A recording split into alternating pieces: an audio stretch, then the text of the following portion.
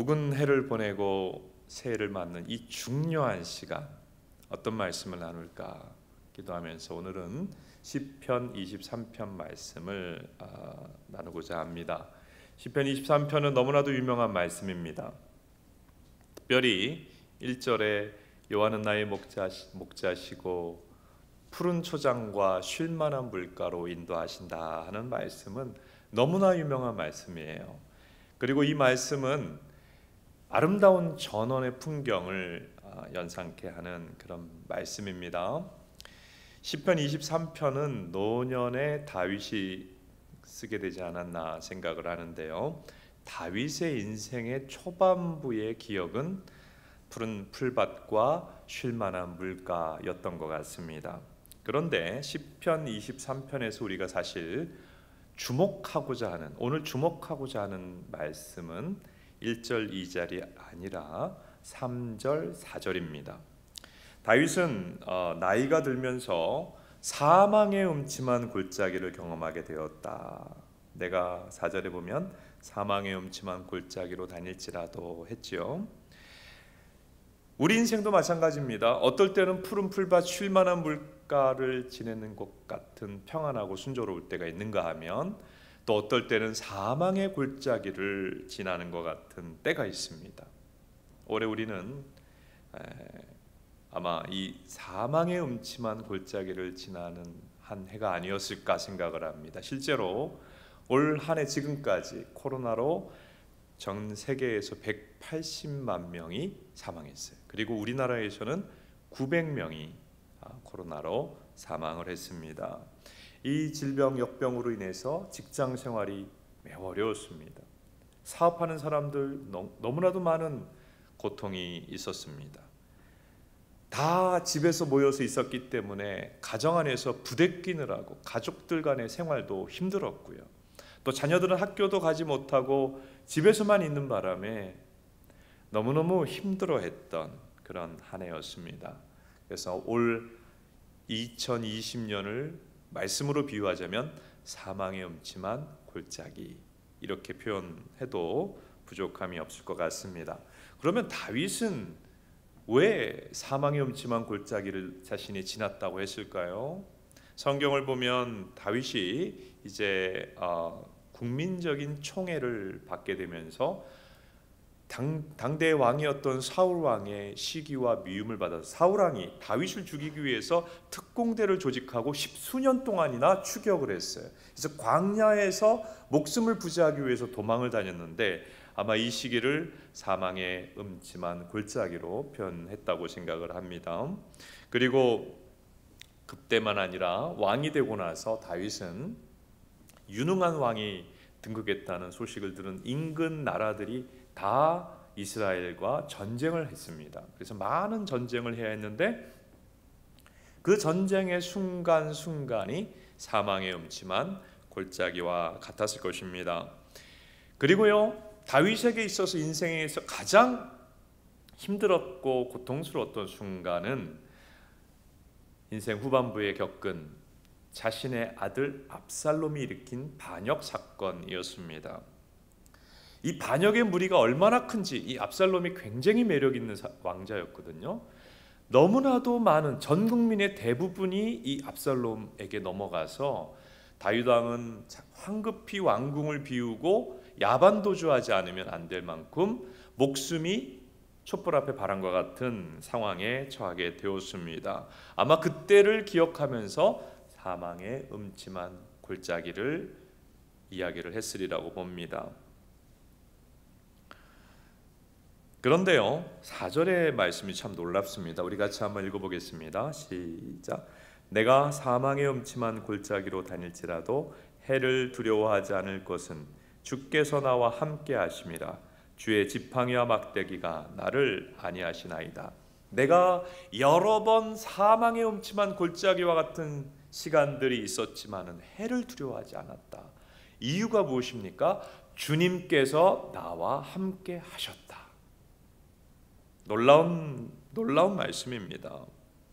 시편 23편 우리에게 무엇을 알려주느냐 하면 믿는 자의 삶이 순조롭고 평안할 때만 하나님이 함께 하시는 것이 아니라 고통스럽고 괴롭고 죽을 것 같은 순간에도 하나님이 함께 하신다는 거예요.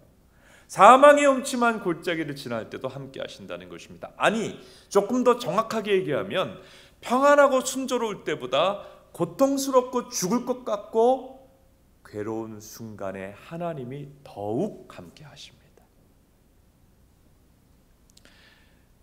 우리 가정생활을 보면 부모들이 자녀들이 평범하게 생활할 때는 적당히 거리를 두고 지냅니다. 그런데 자녀들이 너무 괴로워하고 너무 고통하고 혹은 너무 아프다면 부모가 자녀에게 바짝 다가가서 돌보고 또 간호를 하지요. 마찬가지입니다. 하나님께서 하나님 백성들이 평범할 때도 함께 하시지만 힘들고 고통하고 아파하는 때 더욱 가까이 함께 하심을 믿으시기 바랍니다. 우리 눈에는 보이지 않지만 지금 우리 곁에 고통하는 우리 곁에 하나님이 가까이 오셔서 수만 가지, 수천 가지, 수억 가지의 일들을 행하고 계십니다. 그렇게 하나님이 함께 하셨기 때문에 올해 2020년 12월 31일 여기까지 버틸 수 있지 않았을까요? 견뎌내지 않았을까요? 그렇게 하나님이 고난당하는 자기 백성들에게 함께 하셨기 때문에, 우리에게 함께 하셨기 때문에 오늘 이날까지 올 수 있었으리라고 생각을 합니다. 이 하나님이 이제 2021년도에도 우리와 함께 해 주실 것입니다. 그러므로 2021년도에 어떤 일이 기다리고 있고 쉬운 일도 있고 평안할 때도 있고 어려울 때도 있겠지만은 하나님과 함께 한다면 어떤 어려움도 이겨내고 승리할 수 있을 줄로 믿습니다. 그래서 오늘 시편 23편의 하나님은 큰 주제로 말한다면 우리와 함께 하시는 하나님이에요. 우리와 함께 하시는 하나님은 어떤 일을 구체적으로 행하시는가 말씀을 차례로 살펴봅니다. 첫째로 하나님은 목자가 되사 우리 인생길을 인도하십니다. 1절 2절의 말씀인데요. 우리가 아까 읽었습니다마는 여기서 성경은 하나님은 목자로 우리는 양으로 그렇게 표현을 합니다. 여러분 양 아세요? 우리는 대체로 시골에서 자라지 않았기 때문에 양을 별로 본 적이 없어요. 자, 양 사진을 한번 보겠습니다.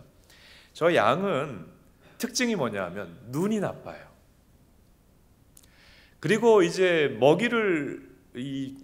풀을 찾아서 먹이를 먹어야 살 수 있는데 먹이가 어디 있는지를 못 찾아내요. 그리고 길을 잘 잃어버려요. 그리고 양은 저기 보다시피 다리가 세 다리고 몸은 가분수입니다. 그래서 가다가 이렇게 잘 넘어져요. 그리고 넘어지면 몸뚱이가 무거워가지고 못 일어난다고 합니다. 그리고 양은 저기 어디 싸나운 이빨도 없고 발톱도 없고 모든 짐승 중에서 방어력이 제일 약해요. 방어력이 제로. 그리고 보기와 달리 순하지가 않고 매우 제멋대로고 이기적인 존재라고 합니다. 자, 저 양, 이제 우리를 양이라고 비유했을 때 제일 공감이 되는 양의 특징과 더 생각해 볼 때 공감이 되는 것은 무엇인가 하면 시력이 나쁘다. 어느 길로 가야 될지 어떤 결정을 해야 될지 잘 모른다. 우리하고 똑같지 않습니까? 자, 이제 중요한 결정을 해야 되는데 어떻게 해야 될까? 내년도 어디로 갔고 어떻게 해야 될까? 우리가 잘 모릅니다. 양이요, 모든 동물들 중에 목자가 가장 필요한 동물이라고 하는데 우리도 참 목자가 필요한 존재이구나 하는 생각을 하게 됩니다. 근데 오늘 말씀에서 1절 2절에서 여호와 하나님이 우리 목자가 되신다. 할렐루야. 하나님께서 아무에게나 목자가 되시는 것은 아닙니다. 하나님이 택한 백성에게 목자가 되어주시고 하나님을 알고 하나님을 믿는 자에게 목자가 되어주십니다. 우리 오늘 이 성구영신 예배 이 시간에 우리와 함께 계시고 우리의 목자가 되셔서 우리를 인도하시는 하나님을 믿음의 눈으로 바라보는 이 시간이 되기를 축복합니다. 여러분, 목자 되신 예수님을 바라보십시오. 목자 되신 하나님을 바라보시기 바랍니다. 그리고 그 목자 되신 하나님을 따라가기로 결단하고 따라가는 새해가 될 수 있기를 바랍니다. 따라합시다. 주님 손잡고 주님과 함께. 자, 이 표를 내년도 우리 교회 표로 하려고 하는데요. 목자 되신 주님 손 붙잡고 주님과 함께 새해를 걸어갈 수 있기를 바랍니다. 그런데 시편 23편 1절 2절은 목자를 따라가는, 여호와 하나님이 목자이신데 목자 되신 하나님을 따라가는 인생은 부족함이 없는 인생이라고 말합니다. 목자 되신 하나님께서 우리를 사랑하셔서 가장 선한 길로 인도하시기 때문이지요. 내년도에도 코로나가 이어질 것 같습니다. 쉽지만은 않아 보이지만 목자 되신 하나님께서 우리를 세밀하게 친히 인도하셔서 의의 길, 우리가 마땅히 가야 할 길을 알려주시고 푸른 풀밭 쉴 만한 물가로 인도하시는 귀한 축복이 우리 모두에게 임하게 되기를 바랍니다. 두 번째, 하나님은 우리를 위해서 무엇을 하시는가? 같이 한번 읽어봅니다. 하나님은 우리가 해를 당하지 않도록 보호하시는 분이시다. 아멘. 4절에 보면 사망의 음침한 골짜기를 걸어갈지라도 해를 두려워하지 않는다 그랬어요. 그 이유는 우리 주님께서 함께 하시고 그의 지팡이와 막대기로 우리를 안위하시기 때문이라고 말씀했습니다. 하나님을 믿는 백성도 시험 당합니다. 고난으로 죽을 것 같은 때를 만납니다. 그런데요, 보이지 않지만 우리 목자 되신 하나님께서 지팡이와 막대기로 우리를 안위해 주십니다. 근데 이 말씀의 뜻이 우리가 금방 깨닫지 못할 수 있습니다. 왜냐하면 우리는 중동의 그 목자들을 본 적이 없기 때문이죠. 자, 지팡이와 막대기의 뜻을 좀 우리가 알 필요가 있는데요. 지팡이, 사전 한번 봅니다. 이것은 히브리어로 세베트라고 하는 단어인데 저렇게 끝이 둥근 지팡이를 말하는 거예요. 근데 이건 양을 위해 사용하는 도구입니다. 자, 양들이 이렇게 길을 가는데 길을 벗어나요. 아니면 어디 옆에 이제 뚝 떨어지는 곳인데 떨어지는 곳으로 그 비탈로 내려갑니다. 절벽으로 갑니다. 그러면 저 지팡이를 양의 목에다 탁 걸어가지고 끌어당기는 거예요. 그래서 양을 구하는 것입니다. 그리고 말 안 듣는 양들은 저걸로 머리를 톡톡 때리면서 아니야, 정신 차려, 이 길로 가, 이렇게 하는 거죠. 양을 보호하고 훈계하는 도구가 지팡이에요. 그럼 막대기는 무엇입니까? 막대기는, 자, 사진을 그 다음 걸 봅니다. 막대기는 뭐냐 하면 이제 양을 먹으려고 사자나 늑대가 찾아오게 되면 이제 목자는 막대기, 몽둥이입니다. 이것은 사나운 짐승들을 때려서 내어 쫓는 도구를 말하는 것이죠. 그래서 목자는 두 가지 도구를 갖고 있어요. 양들을 위한 지팡이와 또 양들을 해하려는 맹수들을 쫓기 위한 막대기, 몽둥이를 가지고 양을 보호하는 거예요. 사망의 음침한 골짜기를 지나는 때에 그렇게 보호해 주시는 것입니다. 그러니까 우리가 양과 같은 우리가 하나님 따라가다가 그만 비탈길로 쭉 시험에 빠져갖고 넘어져가지고 그냥 굴러떨어지려고 하면 지팡이를 쑥 목자 되신 하나님이 우리에게 걸으셔서 건져주시는 거죠. 보호하시는 거죠. 그리고 사나운 영적 마귀의 공격이 있고 시험이 있고 어려움이 닥쳐오게 되면 하나님이 우리 대신해서 그 시험과 그 악한 영들과 그 고난과 싸워주시겠다고 하는 말씀입니다. 목자 되신 우리 하나님께서는 고통과 고난의 시기를 지날 때 적극적으로 우리를 지키시고 보호해 주십니다. 인도하시는 것만 아니라 지키시고 보호해 주세요. 힘들고 고통스럽고 고난을 당할 때, 그러므로 믿는 자는 어려움을 세상 사람과 달리 안 당하는 게 아니에요. 어려움을 세상 사람과 똑같이 겪습니다. 하지만은 그것으로 인해서 시험이 있고 어려움이 있지만 무너지지 않습니다. 멸망하지 않습니다. 넘어지지 않습니다. 반드시 그 어려움을 우리 하나님이 보호하심으로 말미암아 이겨내고 승리하는 자가 믿는 자인 줄로 믿으시기를 바랍니다. 그래서 이런 말씀이 있어요. 시편 37편 23절 24절 같이 한번 읽어봅니다. 시작. 여호와께서 사람의 걸음을 정하시고 그의 길을 기뻐하시나니 그는 넘어지나 아주 엎드러지지 아니함은 여호와께서 그의 손으로 붙드심이라.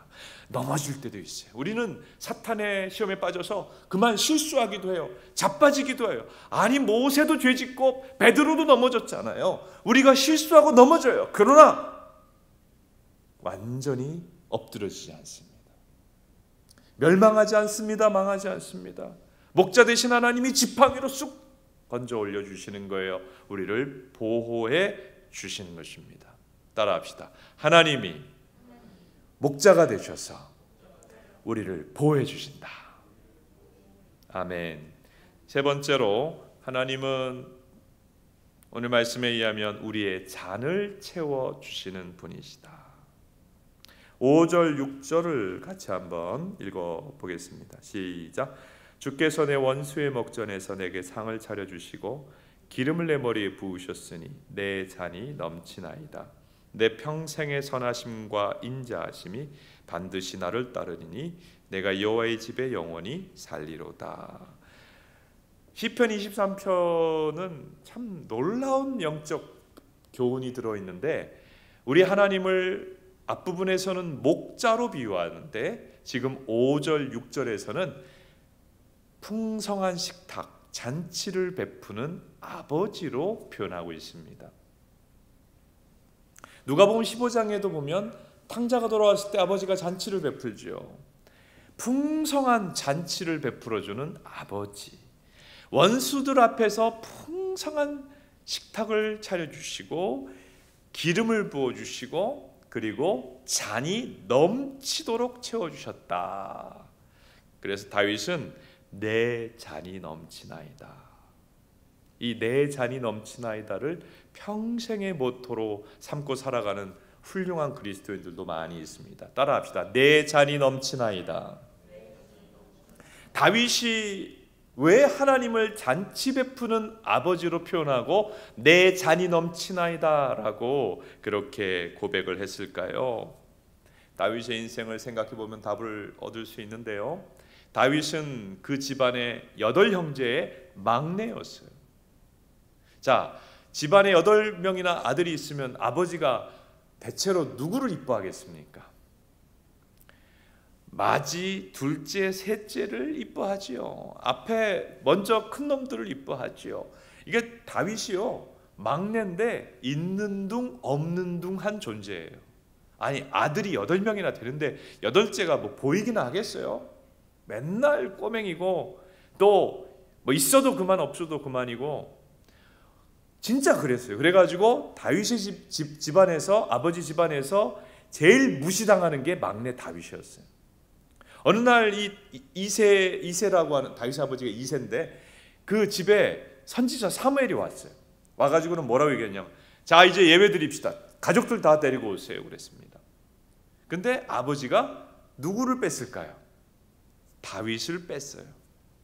얘는 안 와도 돼. 뭐 얘가 뭐 대단한 애겠어. 그 정도로 미미한 존재, 그저 집안의 허드렛 일, 양치는 힘든 일을 담당하던 비천한 존재였던 다윗을 하나님은 그 믿음을 보셨어요. 하나님을 믿는 그 믿음과 하나님을 사랑하는 그 믿음을 보시고 양우리에서 빼어내어서 이스라엘의 통치자로 삼으셨습니다. 잔이 넘치는 인생 아니에요? 정말 하나님이 풍성한 잔치를 다윗의 인생에 베푼 것 아닐까요? 그러니까 내 잔이 넘치나이다. 이건 과분한 은혜를 받은 거예요. 그리고 다윗이 왕이 되고 나서도 하나님이 잔을 넘치도록 채워주셨는데 말씀드렸죠. 주변에 있는 나라들이 다 다윗이 등극했다는 얘기를 듣고 침공에 들어왔어요. 근데 이 다윗은요, 그 형들은 인물도 좋고 체격도 컸는데 이 성경을 보면 다윗은 좀 아담 사이즈였어요. 그러니까 용맹한 장수 같은 그런 용모와 외형을 가지고, 그러니까 이 하드웨어가 좀 약한 사람이에요. 뭐 키도 크지 않고 힘도 세지 않고 그런 왕인데 어떻게 많은 전쟁을 이길 수가 있어요? 우리 하나님이 전적으로 도와주셔서, 심지어 다윗의 전쟁에는 막 하나님이 진짜 앞서 싸워 나가 주셔가지고 전쟁을 백전백승을 했어요. 그러니까 과분한 승리를 거뒀어요. 과분한 성과를 거뒀어요. 그래서 다윗은 하나님의 도움으로 이스라엘의 역대 최고의 왕으로 백성들이 추앙하게 되었습니다. 다윗이 자신의 삶을 보니까 하나님이 풍성한 잔치를 베푼 인생이요, 넘치도록 빈 잔을 채워주었던, 빈잔과 같은 내 인생을 채워주었던 인생이에요. 그러니까 과분한 인생이었어요. 하나님이 기대 이상의 삶을 살게 하셨어요. 기대 이상의 것으로 하나님이 채워주셨어요. 여러분, 이 말씀이 왜 성경에 기록되었을까요? 오직 다윗만 하나님이 잔치를 베푸시는 인생, 빈잔을 넘치도록 채워주시는 인생으로 축복하실까요? 아니죠. 이 말씀을 우리에게 주신 이유는 모든 믿는 자들, 하나님께서 그 인생을 잔치 같은 인생이 되게 하시고 빈잔을 채워주시겠다고 말씀하시는 것임을 우리 마음속에 새길 수 있게 되기를 바랍니다. 여러분 중에는 올해 생각해보면 나는 채움받는 한 해가 아니었어, 나는 너무 많이 비었어, 너무 많이 잃었다라고 하는 생각이 드는 분이 있을지도 모르겠습니다. 여러분, 잔이 비었습니까? 그렇다면 하나님께서 이제는 채워주실 것입니다. 시편 23편에서 우리 하나님이 목자 되신 하나님으로, 그리고 풍성한 좋은 것으로 채워주기 원하시는 하늘 아버지로 우리에게 이렇게 계시되고 있습니다. 이 하나님의 손을 붙잡읍시다. 아멘. 목자 되시고 우리의 인생의 빈잔을 채워주시는 하나님의 손 붙잡읍시다. 올해도 하나님 곁에서 낑낑매면서 하나님과 함께 있었기 때문에 그래도 여기까지 올 수 있었어요. 내년도는 좀 더 굳게 우리 주님의 손을 붙잡고 주님의 손 잡고 주님과 함께 걸어가는 한 해가 될 수 있기를 바랍니다. 지금 비대면 시대라고 얘기합니다. 모든 게 비대면이죠. 직장 생활도 가정에서 재택하며 비대면으로 하고 있습니다. 학생들 학업도 비대면으로 하고 있습니다. 학교 못 갔어요. 우리 1학년 학생, 중학교 1학년 학생, 초등학교 1학년 학생, 고등학교 1학년 학생, 대학교 1학년 학생 날벼락이에요. 다 무슨 사이버 대학, 사이버 중학교 다니고 있어요. 얼마나 힘들었습니까? 다 비대면이에요. 그리고 예배도 방역 문제 때문에 비대면하는 이런 상황인데요. 여러분, 우리가 사람은 비대면 할지라도 우리 하나님은 대면하는 은혜가 있기를 축복합니다. 2021년 한 해를 이제 곧 있으면 우리가 열게 될 터인데요. 2021년은 무엇보다 하나님을 가까이 하는 저와 여러분 될 수 있기를 축복합니다. 왜냐하면 주님의 손을 꼭 붙잡고 주님과 함께 가지 않으면 갈 수가 없어요. 코로나도 지속되고요. 백신은 딴 나라보다 늦게 오고요. 어떤 상황이 어떻게 벌어질지를 몰라요. 우리 주님의 손만을 굳게 붙잡고 주님과 함께 걸어가는 그런 한 해가 될 수 있길 바랍니다. 우리 다시 한번 옆에 있는 가족들에게 인사하겠습니다. 주님 손 붙잡고 주님과 함께 걸어갑시다. 우리 사진 한번 보여주세요. 우리 목자 되신 주님 바짝 붙어가지고 주님 붙잡고 갑시다. 그러면 주님께서 인도하십니다. 푸른 초장 쉴 만한 물가로 인도하십니다. 그러면 주님께서 보호하십니다. 시험도 당하죠. 고난도 있죠. 그러나 주님의 지팡이와 막대기로 쫓아주실 것입니다. 건져주실 것입니다. 그리고 주님이 채워주십니다. 빈잔입니까? 빈잔 인생입니까? 우리 주님만 붙잡고 가면 채워지는 다윗과 같은 인생이 될 것이라고 말씀합니다. 여러분, 2021년 새해가 왔다는 것이 소망이 아니라 오늘 우리의 모든 소망은 어른이나 아이나 노년이나 어린아이들이나 소망은 목자 되시고 아버지 되신 우리 하나님께 있습니다.